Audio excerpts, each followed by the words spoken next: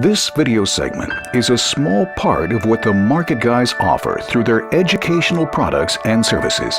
If you are interested in any of our trade alert services, or you would like more information about our one-on-one mentoring program, simply contact us at info@themarketguys.com. Okay, folks, welcome to this evening's open house Q&A with the market guys. I'm AJ Monty, and we are ready to go.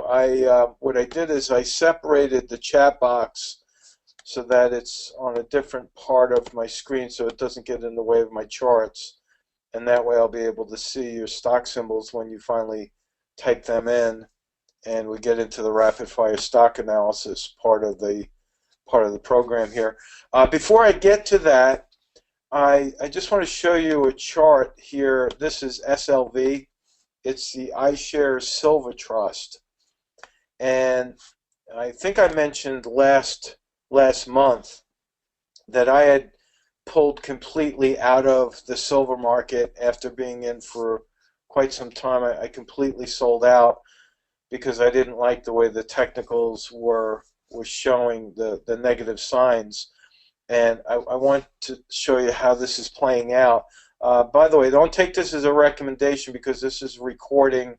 We're recording this, so anyone listening to the recorded session will not be looking at the most current chart. So please don't take that as any kind of a recommendation there. But I would like to point out how silver for 2 days in a row has gapped down almost $2, and this is quite a pullback for silver. But like I said, it's expected. Now I have a mark here on this charting platform. My alert is set at 1637 because I do think that eventually silver is going to get back down to fill this gap. Whether or not these two gaps fill, I don't know yet. Remember, the rule for gaps is 80% of the time they fill. And then once they fill, there's an 80% chance that the stock will reverse after it fills and goes the other way.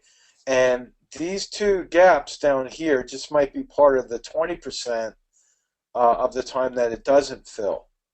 And the reason I say that is because silver has been tracking quite a steady uptrend here with this low connected to this low, connected to this low. I have 3 data points that I could draw my trend line from, and you'll see that this trend line also coincides with my alert, which is going to notify me with this gap down here right around 1637 to 16.5 when that starts to fill. Now in the meantime, it's really interesting because I've been trading silver since 1982, and I have for the longest time, I've never seen this much gapping in the silver markets. And what that tells me is that volatility in the commodity here in the precious metals is starting to pick up. And it tells me that the investors and the traders are nervous when it comes to news or sensitivity to the news that comes out. I mean, let's face it, there's a lot of economic data that's coming out. I don't believe all of it. Listen, I'm not a diehard conspiracy theorist. I'm a realist who is looking at a lot of the data, and I think it's a bunch of smoke and mirrors. I mean, look at unemployment numbers are not real. They're just not real, or either that, or the government is taking us for fools and thinking that, oh, things are getting better because unemployment is dropping. But we all should know as educated investors that unemployment is simply tracking people who are receiving unemployment benefits. And we all know that that's temporary. It's not welfare. It's not something that goes on forever and ever. It changes. And just because people come off the unemployment rolls doesn't mean the economy is getting better. In fact, it makes things worse because now there are more people out of the job force unable to buy food and materials and such, and especially stocks. So we have to be very mindful what's going on. And unfortunately now, more than ever, we have to know how to translate the data that we get because we can no longer take it at face value. I was talking to a good friend of mine, Joe Spinelli, who still trades on the Mercantile Exchange in New York, and he started trading in 1982 with me. And he said, AJ, I decided I'm finally going to put my seat up for sale, and I'm gonna take a break. It's too much stress. It's too much volatility. I've never seen the markets like this. He's still in the silver pits, by the way. And I can't blame him. I mean, I don't know how he stayed on the trading floor that long, but he has. And this is what I'm talking about right here. So if I take all of these lines off with the exception of my alert, I want to show you how and why I'm using this blue line, which is the 20-period moving average.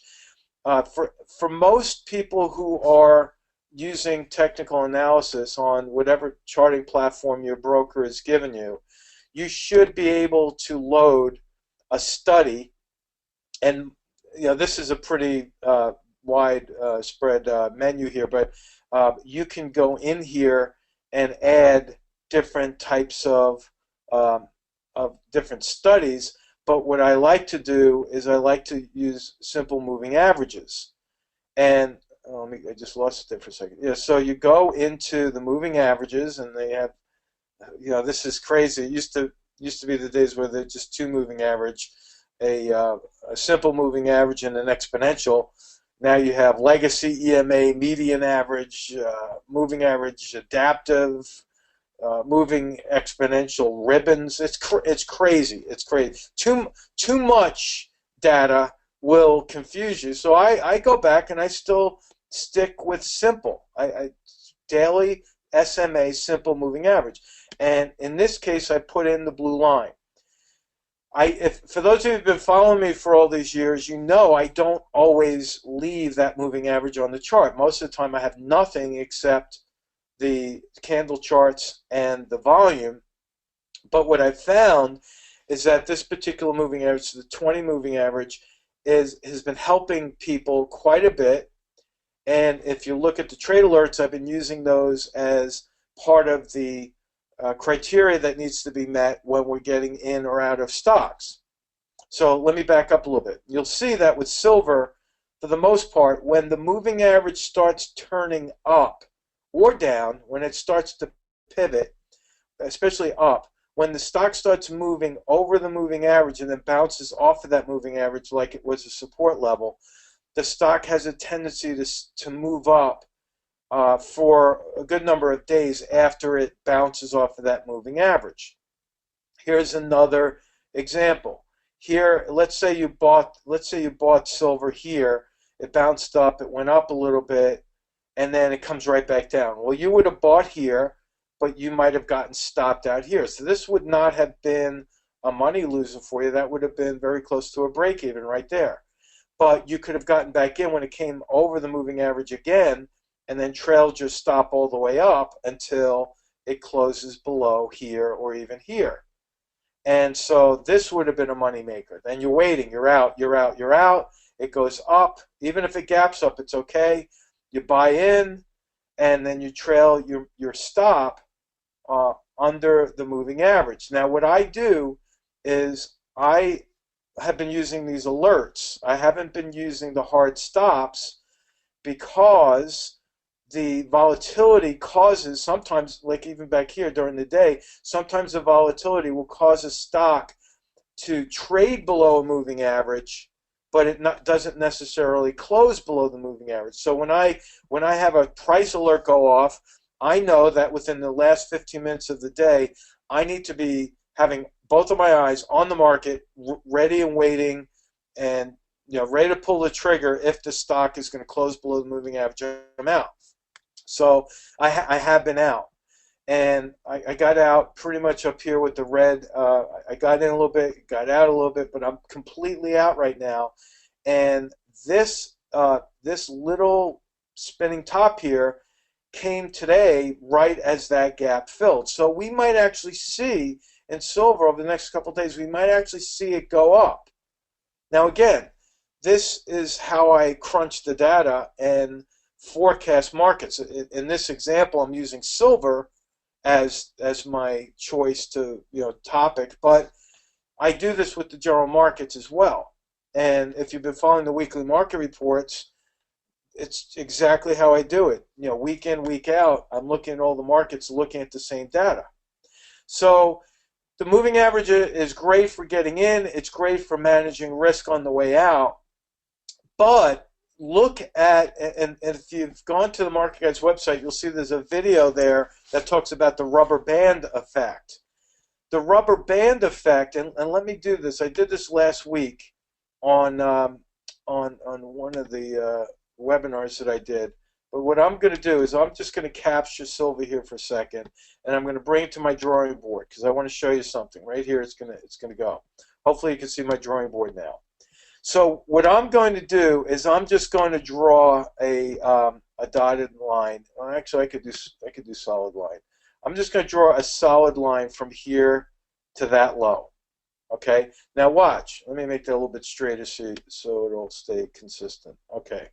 Now look at the distance that the silver price has dropped below the moving average. Let's say that this blue line is the rubber band, and the further away it moves from the price, the further or the more that rubber band gets stretched. But if I take that rubber band and I look and I put it over here, you'll see that the stock is very, very consistent with regard to how it moves away from the moving average. You see that?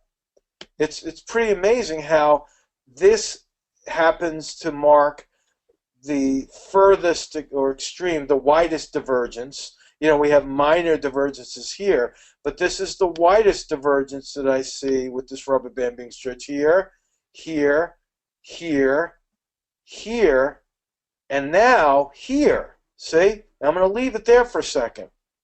See, this is another reason why I think that silver could move up from this point. Now, does that mean I'm just going to jump in and start buying it? No. No, not at all. Not at all. I do not like silver right now until I see more of the gaps down here filling.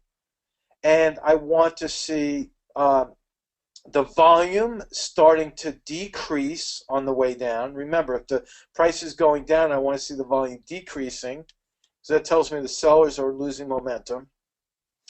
And I would love it for the long term for silver to be back over that moving average. For as long as it's below the moving average, I'm not in a big hurry to go jump into this thing. And I know a lot of people itching with cash. They got cash on the sidelines and they're saying, "Oh, I'm looking to buy something."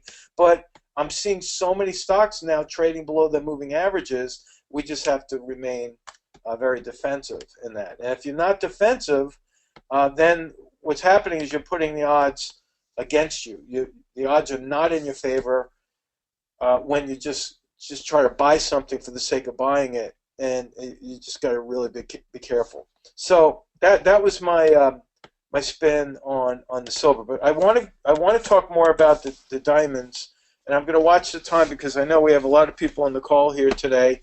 I really want to analyze your stocks and give you some ideas on how we're looking at the overall picture of things. This is the diamonds. It's DIA. It's the Dow Jones Industrial Average ETF. And if I were to zoom in here like I am now, and you'll see that today, Monday, we have a very close, that's a spinning top, but we have a long shadow under the spinning top. Now, for those of you who have been following along each and every week, what does a long shadow under the candle mean? Who wants to answer that one? What does the long shadow under a candle tell us?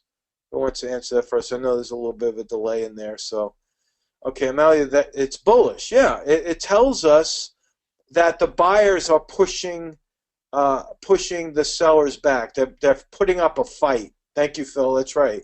It is bullish. When you see a long shadow under the candle, like we see here, like we see here, like we see here, and even back here, Oh, look at this one back here. There's a hammer pattern. We're very close to a hammer pattern. That is very bullish. So if you followed my weekly market report from last week, remember I said that I believe the markets were going to start to move up early this week. And so here is the candle for Friday. And today, Monday, we came and bounced right off of that 20-period moving average. And you can see that today's high already, today's high is falling right in line with that line that I drew from last Friday. And sometimes people, I'm not kidding you, sometimes people actually question what I'm saying because they're saying, how is it possible that you can, pinpoint prices within pennies? How can you do that? No one does that. And I do this every month for you because I want to show you how to do it. It's not a magic trick. I've said that over and over again.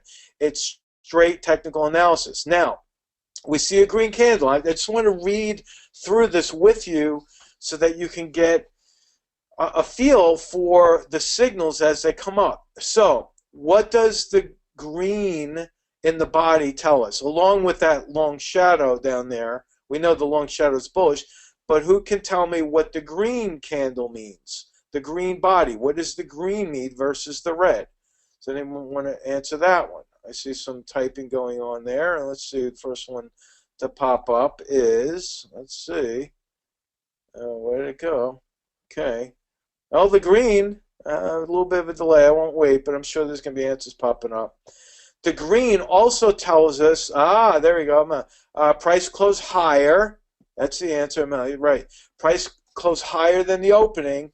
Therefore, the buyers basically won the battle today. The buyers wound up being in control.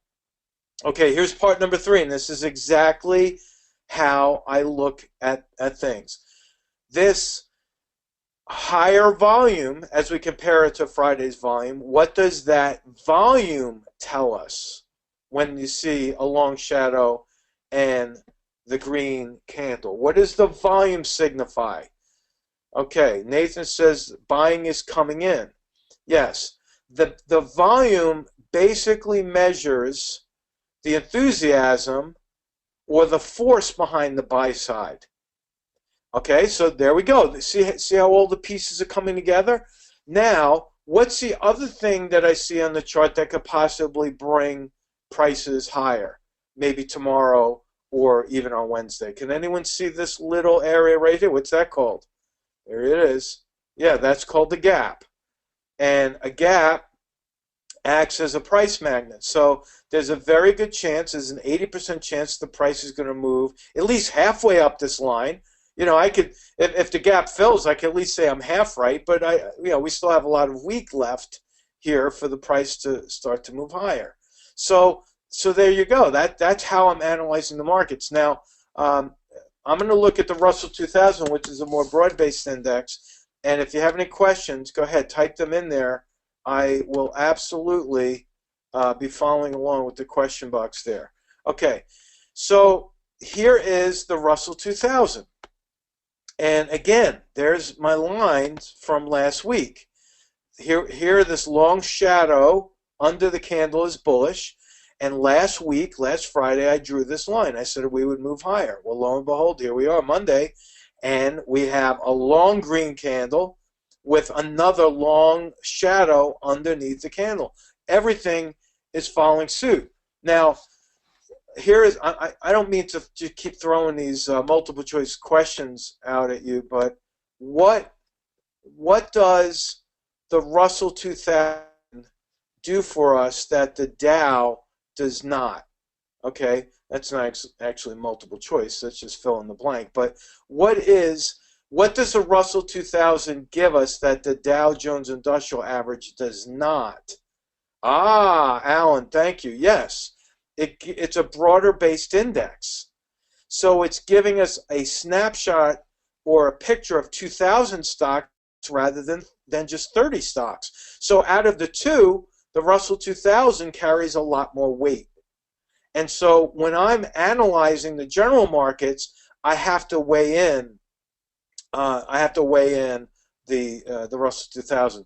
I could even throw the Wilshire 5000 in there and say, okay, that's more broad based than the Russell, but I don't have that much time. Each and every week, I have to try to get as many markets analyzed and do it within a 10-minute period or less, because we found that over 12 minutes, people start falling asleep.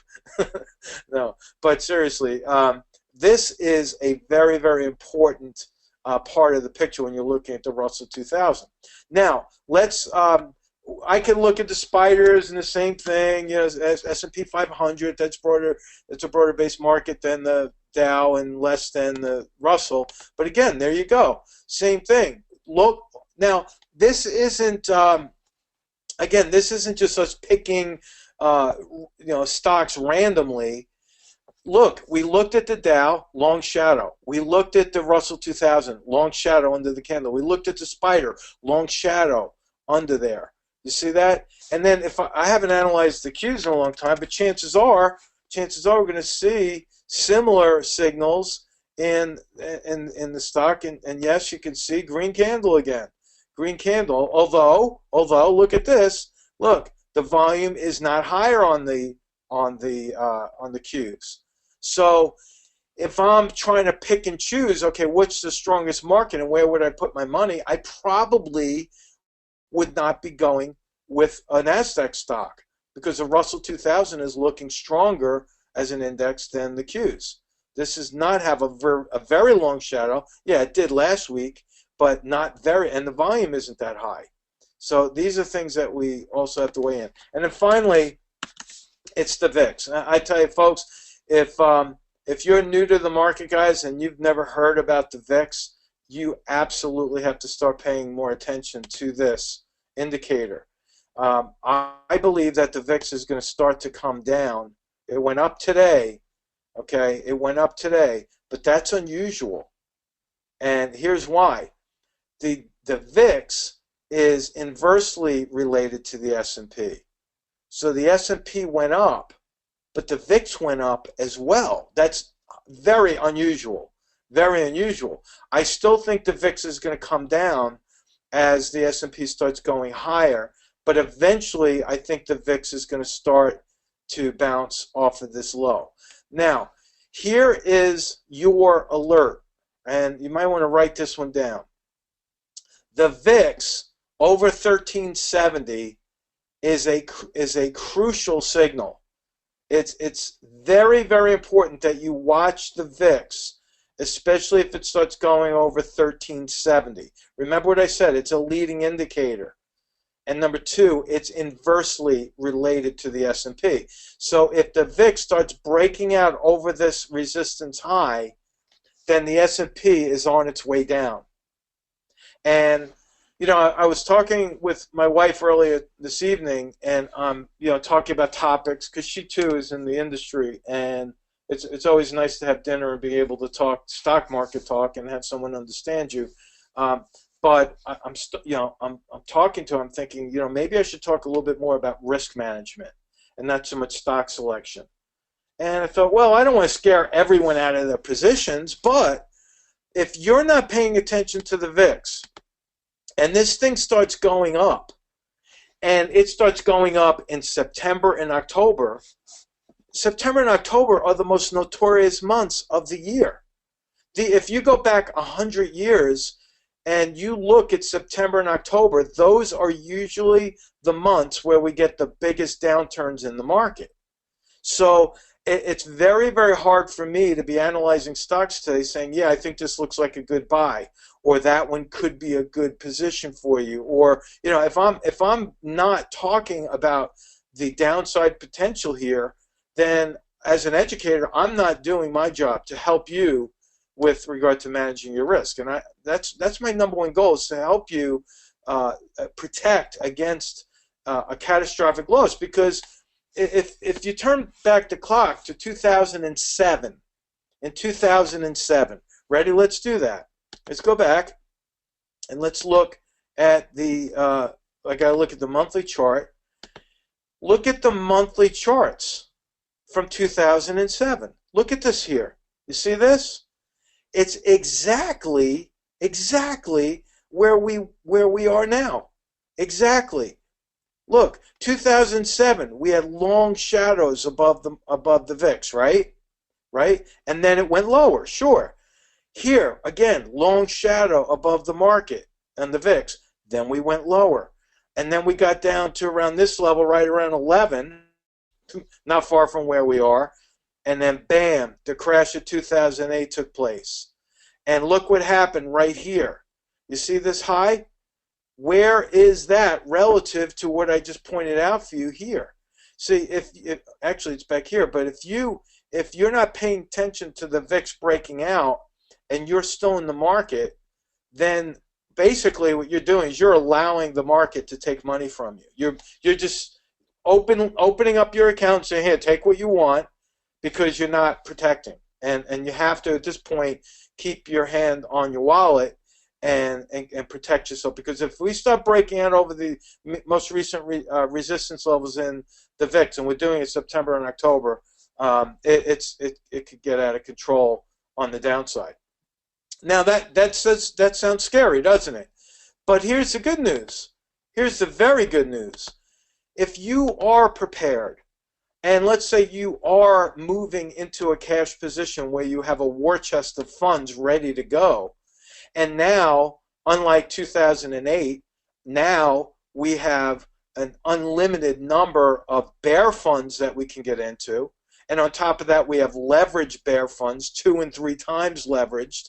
And then we have the contra funds, and then we have inverse ETFs, and then we have the other commodity markets that work inversely to the general markets. We are armed more now with tools to make money on the way down than ever before.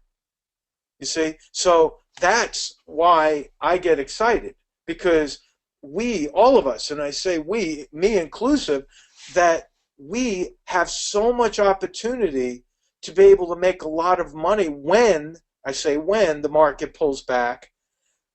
And I feel really bad for the people who just are the sheeple out there who are following the latest, greatest, stock forecasting, whatever, and talking head on the networks. They're following all these people like sheep, and they're going to get caught long at the top, and it could take them many, many years to recover from that. Let me go back to this 20-year chart, and I want to compare it to the Dow so you understand what I'm talking about. In 2008, look at this. Watch this. Here's 2008. If I sold, even in 2000, if I sold out of my whole position in 2006, let's say June of 2006, let's say I did that. I sold out of my whole position right here. I'm going to put a mark right there. For a year and a half, I would have watched the markets, the Dow, I would have watched the markets go from 12 to 14,000. And all my friends would have been laughing at me, oh, you should have stayed in, you should have stayed in. And now I didn't sell in 2006, I sold in 2007. But I could have sold in 2006. And I could have stayed out. I could have stayed out until 2011 and still been in the same place that I was in June of 2006. I could have stayed out of the market in cash and still have been better off than if I had just held on. See, now the people who held on to the end of 2007 up here, they held on. It took them until 2014 to break even. You see my point? Now, again, I'm not telling you get out right now entirely. I'm just telling you that when you start to see the signals and prices in your stocks start breaking down key support levels, don't worry about this little voice in your mind that's telling you hold on, because you can make more money. You follow? The greed factor at this stage of the game, the greed is what's going to cost people money, because they're trying to squeeze out a couple of extra points, a couple of extra 100 points, I should say, out of the Dow. And you look at the news headlines. Oh, record high once again in the Dow and the NASDAQ. But none of these people writing the articles, none of them are talking about the amazing evaporation of volume here. Look at this volume. This is enormous cutbacks in volume. So again, take that as my risk management discussion. Okay, Joe says if the VIX shoots up, you can make a killing with UVXY. Yeah, that's right. It's another way to trade volatility.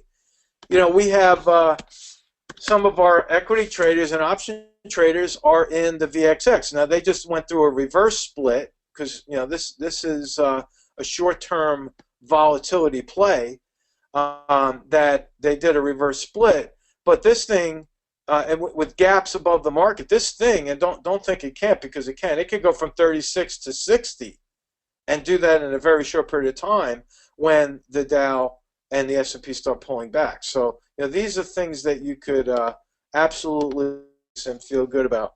Okay, all right. Now let's do this because a lot of your stocks have already passed through. They kind of washed out. If you want me to start analyzing stocks, why don't you put those in? Okay. So Ron was the first one. Keep typing them in, folks, because I will. I'll go ahead and analyze. If you could do what Ron just did. Do it in this fashion. Give me the stock symbol and then tell me what your intentions are. And if you have no position yet, then tell me that and let me know what you're looking to do. If you're looking at an entry point or short or whatever. Okay, so Ron says STOR. Let's take a look at that one. This is Store Capital Corp. And looking for an entry point. Now remember what I said, Ron. The overall markets are at that sweet spot of a pivot point. On a dime. Remember, we don't have much time in August, and then all of a sudden we're in September. So at first glance, and thank goodness that I do have the 20-period moving average, you'll see at first glance the stock is still below the 20-period moving average. You see that, Ron? And on a second examination, that's also a bearish engulfing pattern. So you got the stock below the 20-period moving average, you got a red candle bearish engulfing pattern, and you have a long shadow above the market. So if I'm going to forecast this, and I'll show you why I did it just like that, that is my forecast line. Because I look back at the angle at which the stock pulls back. You see this angle here, and you see this angle here. See, so this is pretty much the mean. I'll call that the mean trend line, or we'll call that the speed line. I would say that's a pretty safe bet. Now, that could be a 3% pullback in the stock. So right now, Ron, as I see it, I see no reason whatsoever to buy this one because there aren't any buy signals whatsoever on the chart. I failed to mention, here's a stock that has gone up over the past 4 or 5 days, and today the volume is lower.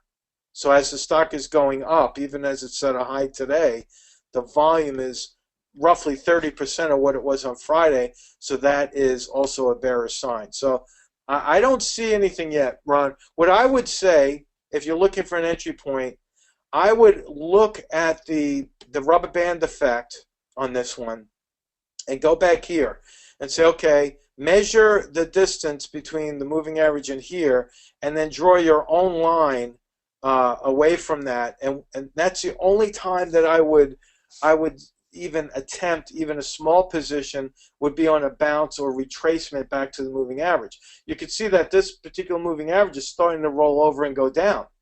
You see? So this stock could actually wind up at 25.5 again because you still got a gap down here. Again, there's not too much positive that I can see on that one. Okay, so hopefully that helps you out, Ron. Okay. Let's see. Phil says no position yet. Looking at bull put spread on DIA. Well, again, DIA, you're looking to take a bullish position. Not, maybe maybe you can get away with a couple of days of a rally. But I'm telling you, my gut is telling me that resistance point up here is going to be tested. And then chances are, as we go up to test that resistance, you're going to see the volume dropping again. So again, it's very, very hard to even take a bull put spread that far out of the money, Phil, because remember, September and October, you could have the markets drop 1,000 points, easily drop 1,000 points, and now you're faced with a losing spread, because at 175, that spread will be completely in the money, and you'll lose the $5. Okay, let's see. YRD, waiting for a good entry point. Okay, YRD. Now, I'm looking for some folks that might even have a good bear strategy or a short selling strategy. Here we go. Here's another one. Wide divergence from the moving average. Volume is dropping. Red candles, long shadows above the candle. Again, I don't see anything in there, Joe, that's making me want to love that thing. I don't know. Don't see it. You might get a bounce off of 28.5, which is the moving average, because and that would be the only time that I would even consider buying, because you see here, back here, Joe, see how the stock has used the moving average almost as a trend line support. See, even back here. So if it gets back down to 28.5, you see some green candles with long shadows under the candle or pivot points. That would be the only time I would look at that one. Okay, Sean. Yeah, I love it, folks. Keep the stocks symbols coming, because we're rolling right along here. Okay, MS. Now, Sean is actually short this one, and this is Morgan Stanley. And I would go along with this as a short position for several reasons. And Sean, thank you for this, because this gives me another opportunity to show people some of the signals that I look for all the time. And let's do this. Let your eyes kind of roll across the page here. Look at the chart. Remember what I said about the divergence of the moving averages, right? You can see here wide divergence from that moving average, and the stock snap back. Again, here, wide divergence from that moving average, stock snap back. Again, wide divergence from the moving average. That's number one. That's the pattern that I see, number one. Number two, can anyone else see any patterns? I'm going to give you a hint. Oh, well, there you go. Phil said the volume's decreasing. I was going to get to that. But, oh, yeah, Larry said it. Larry. Way to go, Larry. Larry said stale green light. And what Larry meant by that is you had a hammer here, or long-legged doji here. Then you had green, green, green, green, green, green. You have 6 green candles in a row on dropping volume. Now, can you see now why I'm in favor of a short position here? Because if Sean and I both took a short position in here, we're not doing this as a long-term investment. We're doing this on a pullback. Now, Sean, what price did you get shorted at? Let me help you there, because there's still gaps below the market as well. And I'll give you some target prices, and I'll show you how I developed the target prices. All right. Sean, I know there's a delay in the chat, but if you could put what your short position was in price, that'll help me help you a little bit better. Okay, so I'll wait for that. So you can see there's a very minor gap here. It's hard to see. If I zoomed in, you can see, but there's a very minor gap here, and then there's another little gap here. And then there's a gap down here, and then there's a gap down here. So there are gaps all the way down the price scale here. Let me mark that. So here's a gap number 1, gap number 2, unfilled, gap number 3, unfilled, gap number 4, unfilled, and minor gap here, still unfilled. Okay, so let's see. So Sean is shorted at 28.5. Okay, so you've been in a little squeeze, haven't you? Okay. Well, the good news is I think the stock is going to pull down. The thing that you have to watch out for, Sean, is that every single time one of these gaps fill, it's probably going to bounce a little bit before going lower. So you have to be really careful with this one because it could lead you into a long-term short position. And as long as this thing doesn't, the volume doesn't start keeping going higher, you're probably going to be tying up that money for a little bit as we get into September and October. If you were telling me I just took a short position right now, I'd love that, of course. But you took a short position a couple of dollars lower, I think it could not only go back in your favor to break even, I think this one could actually wind up making money for you. But each and every time that gap fills, expect the bounce to occur. Okay? And another thing that you could do, Sean, is a thing called the sell right. And I don't know how well versed you are in options, but look into, go look up sell, S-E-L-L, right, W-R-I-T-E. A sell right is when you sell a put above the market. Selling a put above the market obligates you to cover your short, and you get paid that. So you could keep selling puts above the market, believe it or not, and you could wind up collecting money even on the way down. Every time the put expires, sell another put, sell another put. Remember, the put that you would sell is above the market. So look into that as an alternative strategy to help you bring in the cash. I don't talk about sell rights all that much. You hear buy rights all the time, but you don't hear sell rights all that much. That would be one of those opportunities that you can do that. Okay. Let's see, keep typing in the stock symbols. Sigmund, I'm so sorry.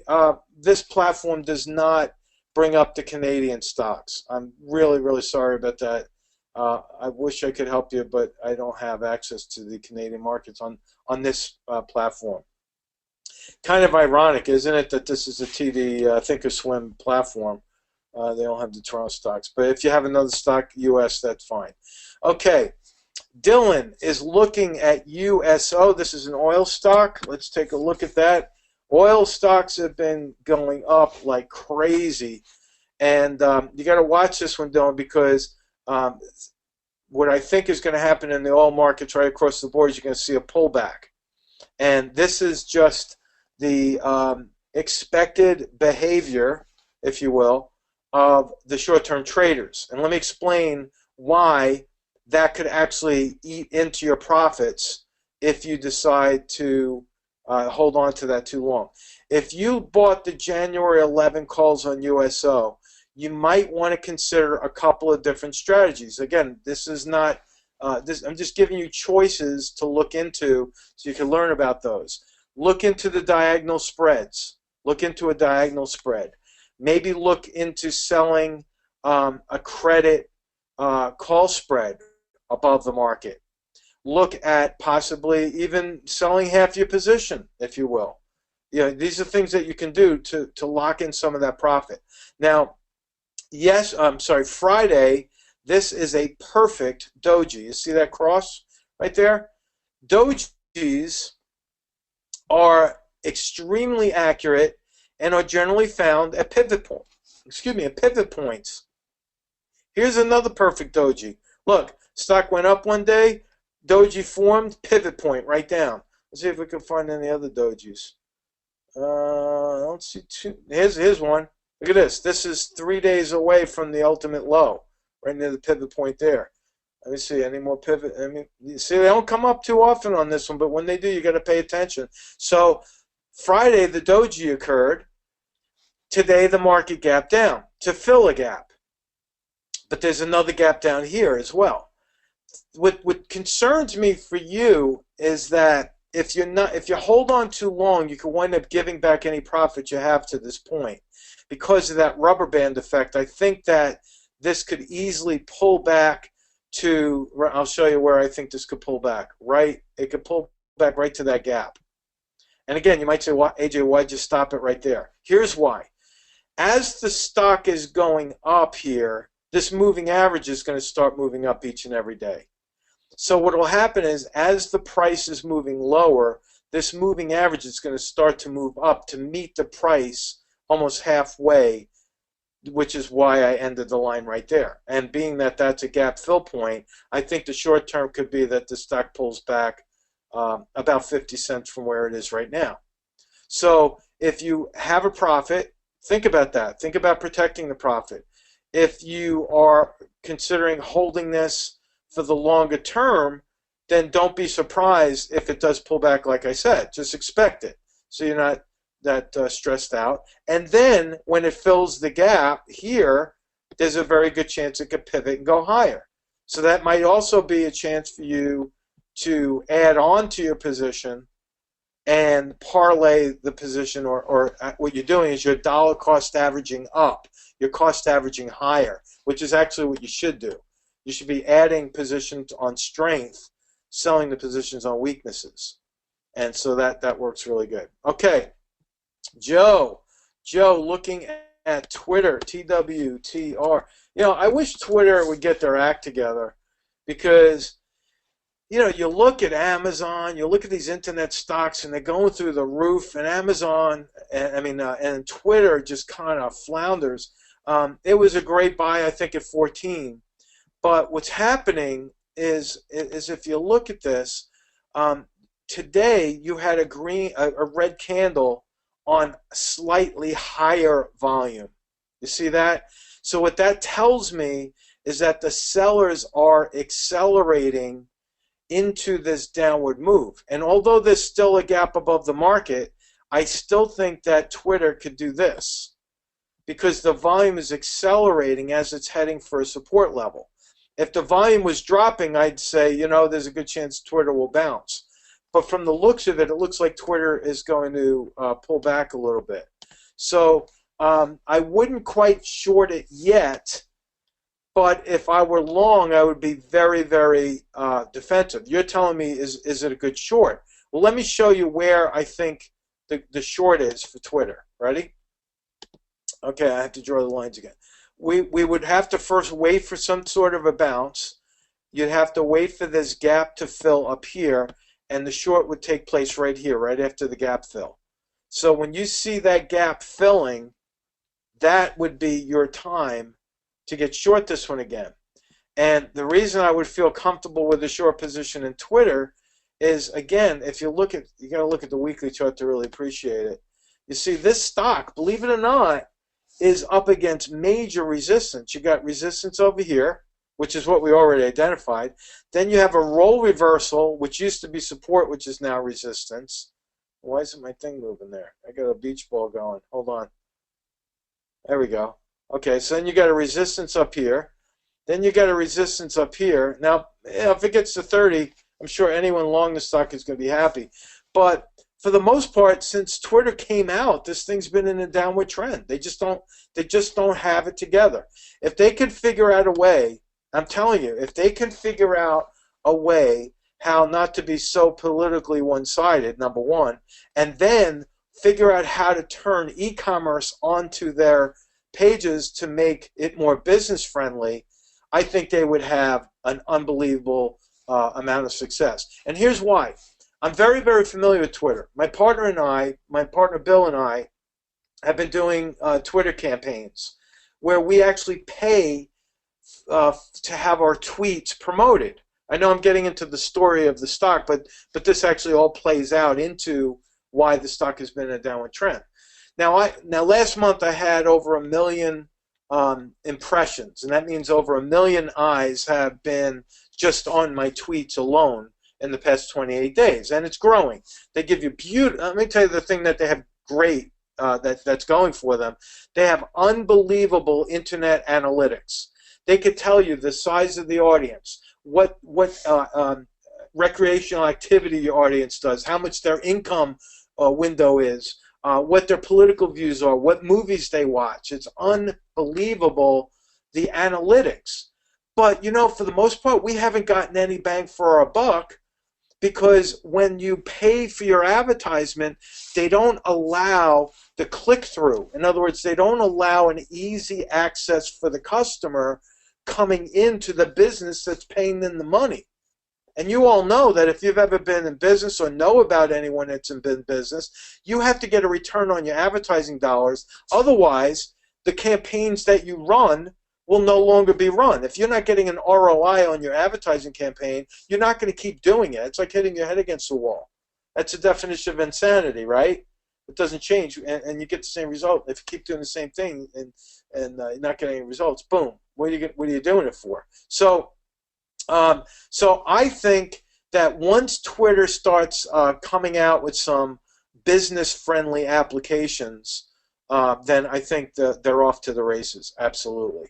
Okay, Facebook is holding now, and comes in with Facebook. Isn't it interesting? Back to back, two internet giants, and look at the difference. Look at Facebook. See? Now, Facebook, for those of you who've been following the market reports and the trade alert services, the Option Oracle, we advertise on Facebook. See, and we do well on Facebook. We pick up a lot of people on Facebook. And guess what? Look at the difference between Twitter stock and Facebook stock. Night and day, because they got it together. They're business friendly. So Joe, if you want to short Facebook, short Twitter on the gap fill and take your profit to put it into a Facebook position, that might be a good shot for you. But yeah, Facebook is in a really good upward sloping trading channel. You see this?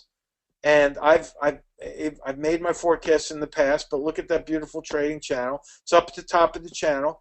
This one could easily pull back though and bounce, but it's still in a good position. And if you are holding it, I would look at this on a daily chart. Okay, now we're going to change this a little bit. You have a bullish engulfing pattern on this one. That's good. Let me erase some of the lines so you can see this. So you have a good thing going here. You have a bullish engulfing pattern on higher volume. Facebook, because it closed over the 20-period moving average today, I think could easily see this happen. I think you can easily see another $2 profit. Keep an eye on the volume. And what I would do is after the stock gets over the 20-period moving average, I would then look to trail your stop below the 20-period moving average. Give it enough room, though. Don't put your stop right like a penny below the 20-period moving average. Give it some room. So when this thing goes up, the moving average is going to start moving up again. Trail your stop at, I would say, maybe trail your stop $1.50 below the 20-period moving average, and you'll be safe. Okay. All right. So let's see. Okay. Yeah. Joe made a comment on the internet sex. Said that's the key, conversion. I know digital marketing is what I do. Okay, Joe. You know what? Maybe we could hire you one of these days.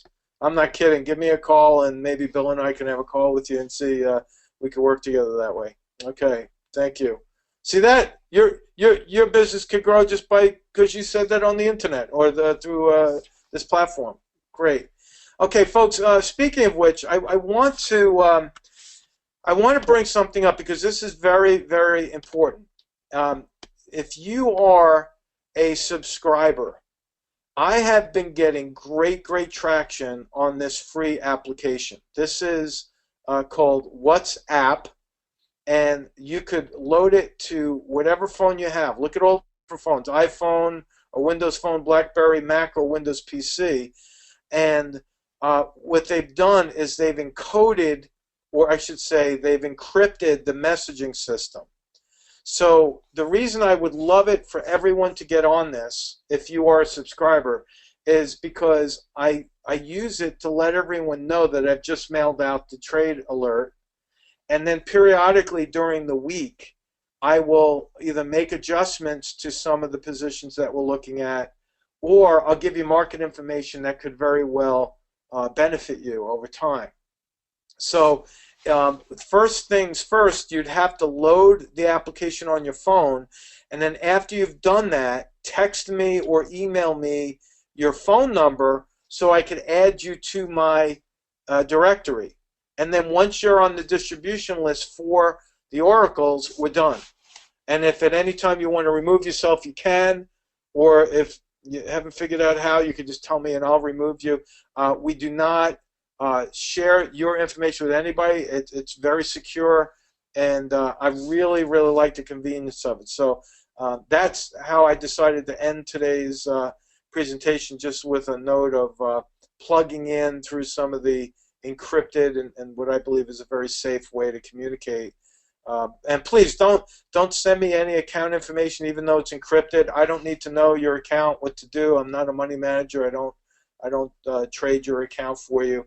My goal is to educate you and help you become a better trader, option trader, or investor. That's my goal, and I enjoy doing that. So, folks, thank you so much for joining us. We will have the recording sent to all of our members on the member page. So feel free to review that, take notes if you like, listen to it as many times as you want, and stay in tune with the market guys so that we can help you make money even on the way down. Remember that. When it happens, it's going to happen very quickly. Have a good night, everybody. So long. This video segment is a small part of what the market guys offer through their educational products and services. If you are interested in any of our Trade Alert services, or you would like more information about our one-on-one mentoring program, simply contact us at info@themarketguys.com.